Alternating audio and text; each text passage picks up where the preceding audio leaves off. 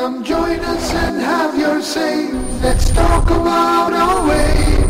Remember, you are not alone. Huda is the light in your home. We'll talk about Huda. We'll talk about our way. Come join us and have your say. Let's talk about our way. Remember, you are not alone. Huda is the light in your home.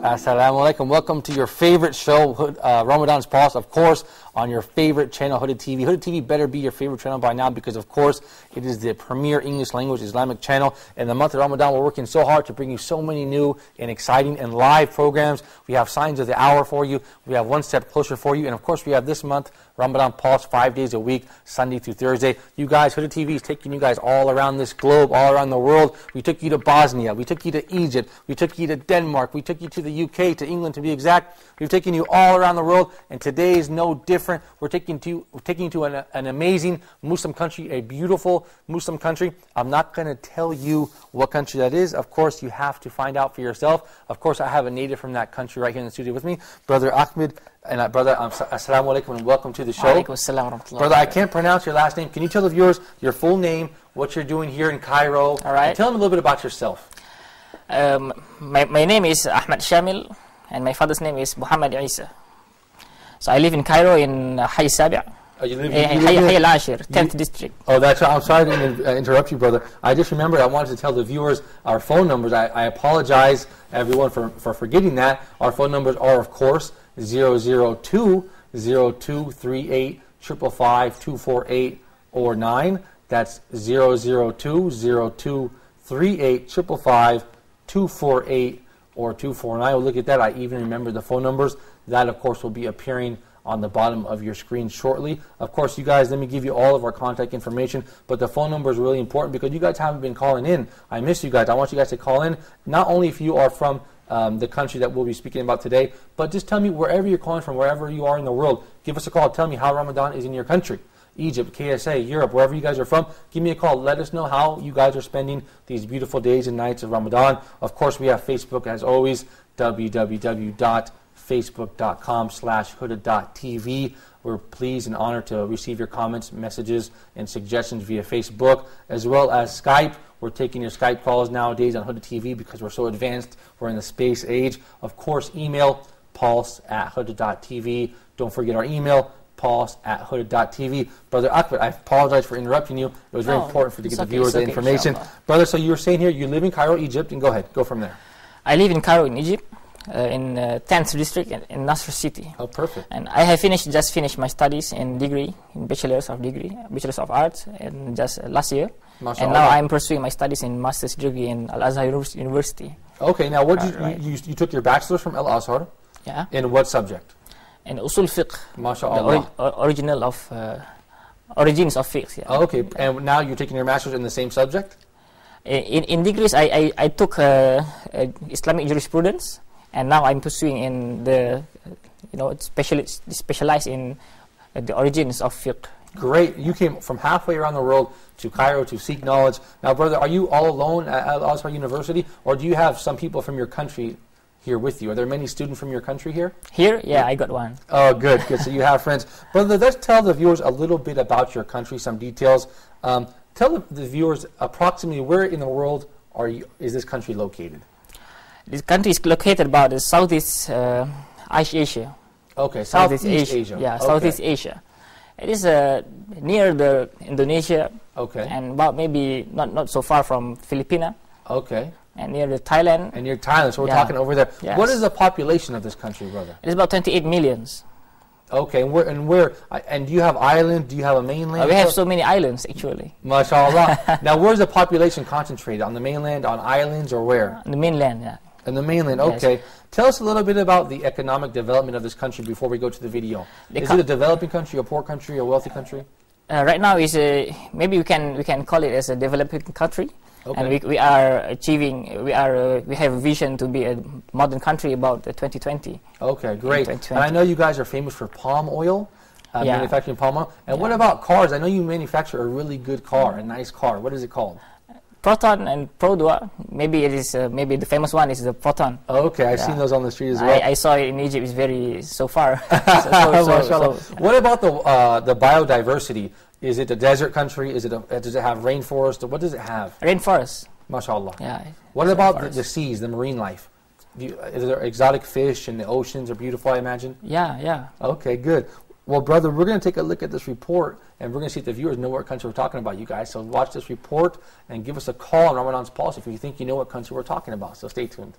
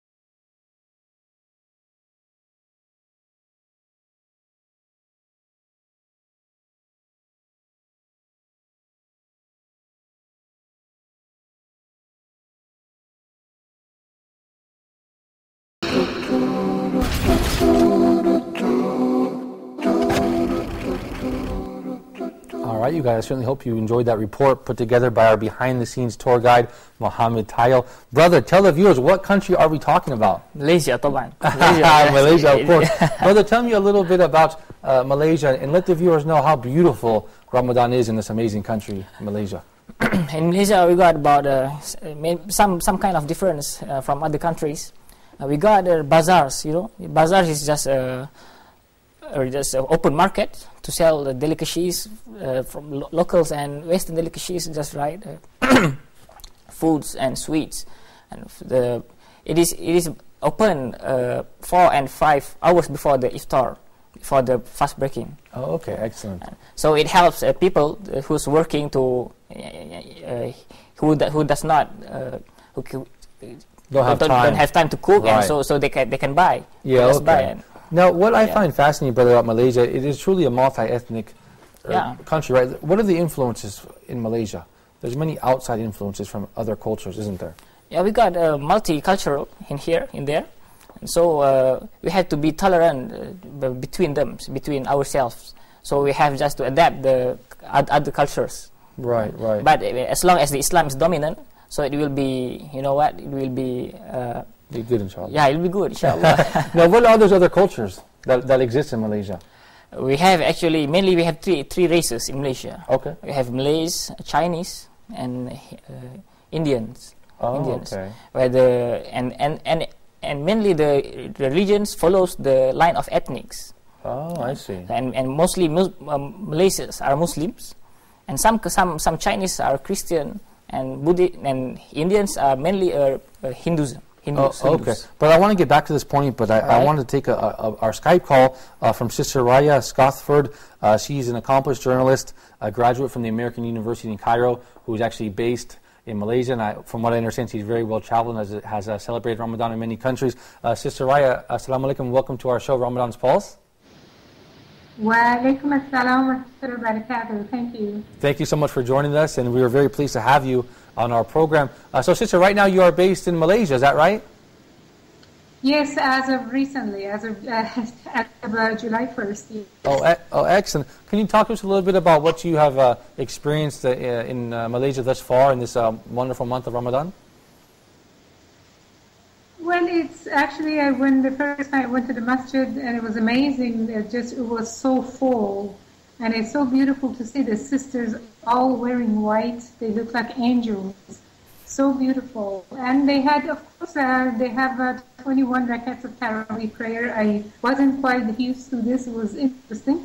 They pray two rakats, two ayahs each rakat. So I found it quite different.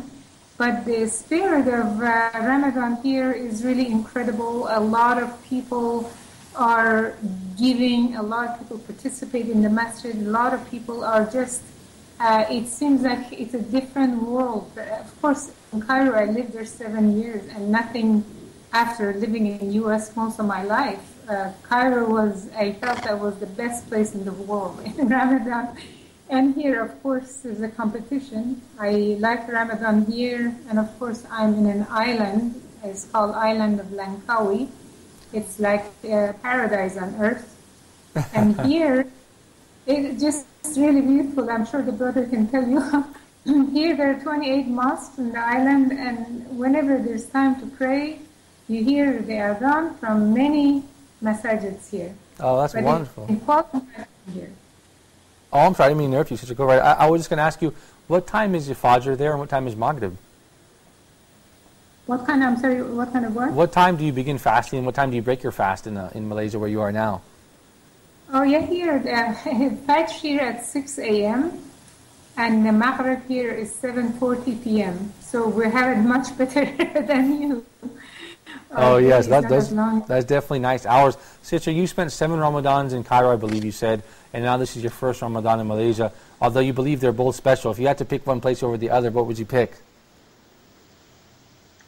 This is a really difficult thing to say, because I lived, first of all, in Cairo for so many years. All of my friends, basically, I adopted daughters and sons there. They're all there. I miss them. Here, I'm starting to get familiar. For example, I went to physical therapy today. I found 3 young girls, students for physical therapy from another town. So I said, would you like to come and have iftar with me? They said yes. So I'm going to cook for them. Tomorrow or the next day, I'm going to invite people to come to me. So I have to find my way into the society and kind of get familiar with them. And the problem is, here on this island, not many people speak English. But I think over time... That's amazing, Sister Raya. I think, inshallah, you'll build a network of friends and family as you did while you were in Cairo. Sister Raya, I want you to stay with me on Skype, although I want to take a phone call from Brother Abdul Rahman from Malaysia. Assalamu alaikum, Brother Abdul Rahman. Brother, thank you for calling me. Brother Abdul Rahman, what part of Malaysia are you from? Yes, now it's around, it's night, around 12 night. MashaAllah, brother, what city are you calling from in Malaysia? Where are you from originally in Malaysia? What? What part of Malaysia are you from? Oh, I'm now in the main state in Malaysia. That you know Kuala Lumpur? Yes, of course. Yes, I live there. You guys must know Sheikh Hussein Yi, right? Yes. Yeah, he's like my favorite guy. He's so great. He's from Kuala Lumpur as well, I believe. So that's wonderful. Brother, how do you watch Huda TV in Malaysia? Do you watch online or on the TV? Yes, I watch online from the YouTube. From the internet. Yes, that's great. Brother, what is special about Ramadan in your country? If you had to tell the viewers, if I was an American, I could go to any country. I could go to one country in the month of Ramadan. Why would I choose Malaysia? Why is Malaysia special? Well, for me, Malaysia have a kind of a variety of a celebration in Ramadan, in our Ramadan. It's just like what Brother Shamil said, that we have a bazaar. It's just like a open market to sell foods and variety of delicious and kind of that. And also in our masjid, in our mosque, we pray Tarawih prayer. with a good condition and a big ibadah environment. We pray almost in all mosques with 23 rak'ats. Oh, okay. Yeah. So many. That's a lot, brother. That's a lot of staying, mashallah. Some mosque here. We are good prayer. Here in Cairo, we pray 11. Yes. Normally, yeah. Normally, yeah. Thank you, Brother Abdul Rahman. I certainly appreciate it. Thank you for your call. Okay. I believe we still have Sister Raya on the phone. Sister, are you still there, Sister Raya? Yes, I'm here. Oh, excellent. Thank you for holding with us. Well, really, Malaysia seems like a wonderful country. What are some other things that we can share with our viewers to really illustrate what a wonderful and beautiful country Malaysia is? I'm sorry, what's the question again? Truly, Malaysia is a beautiful and a wonderful country. What are some other things we can share with our viewers to really illustrate how beautiful Ramadan is in the month of in the country of Malaysia? Well, as far as how beautiful it is here, for me, because I am in a very beautiful place, that enhances Ramadan by itself. Because I'm surrounded by rainforest and the sea, Andaman Sea, and the beautiful town with the mosque in front of me. It is so magnificent, so beautiful that it makes Ramadan really magnify itself. And just really very, very, very spiritual. And I imagine if you were sitting inside of a house, you could not see anything outside. All you could hear is the adhan. Maybe it would be a different story. I'm just hoping here, at this island, I have come here because there is no dawah work done here. And I have a special permission from the head of the Islamic Affairs Office on the island to make dawah to the tourists here. Malaysia gets about 60 million tourists a year, and many of them come to the island.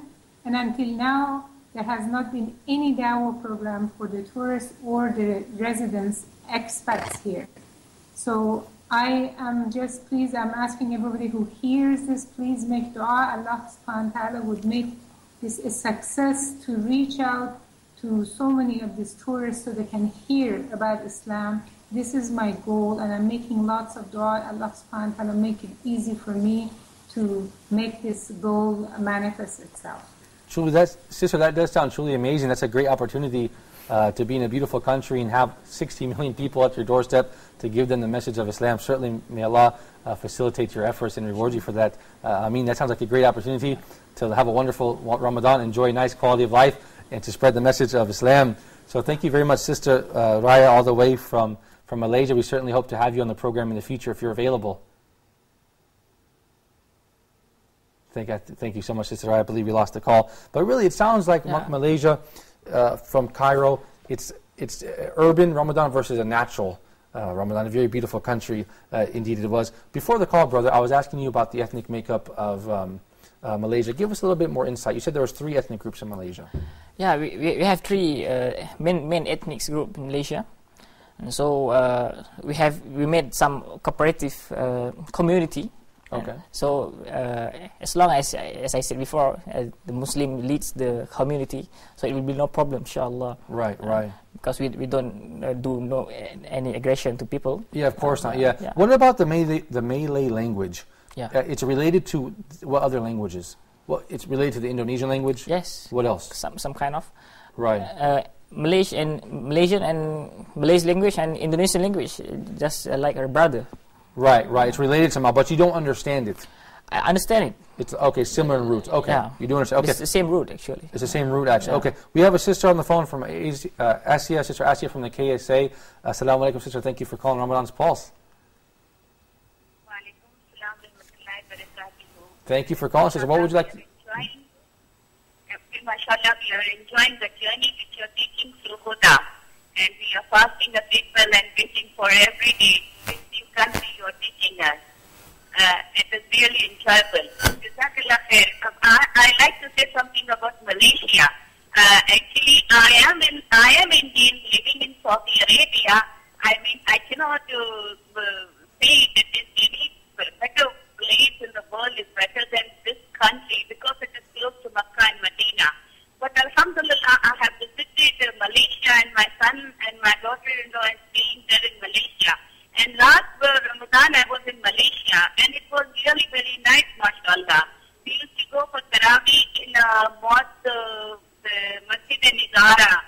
Then we went to Putrajaya Mosque, and very nice, mashallah, Tarawih. And everywhere there is a spirit of Islam. We see the Muslim people getting together. Then Islamic University Center, there is a mosque where we used to meet. Then we had an Eid Salah, and it's really very nice. I mean, you feel that you are in a Muslim country, and you have a Muslim brothers and sisters around there, and with different nationalities. And the Malaysian people are very cooperative and very helpful, mashallah, and very cheerful, alhamdulillah. That's what I can share. One of the I could share about this country as a Muslim country. Jazakallah khair. Well, Jazaki, sister. Thank you so much, Sister Asia from the KSA. Thank you for sharing with us your memories and your experience of Ramadan in Malaysia. That was a wonderful call, brother. But I'm sure you missed Ramadan in Malaysia after you traveled around the world, brother. But we said the Indonesian language and the Malay language, they are related because they come from the same family. Tell us now a little bit about the government of Malaysia. Is it a kingdom? Is there a king? Yeah, there's a king, but there's also a prime minister. Okay.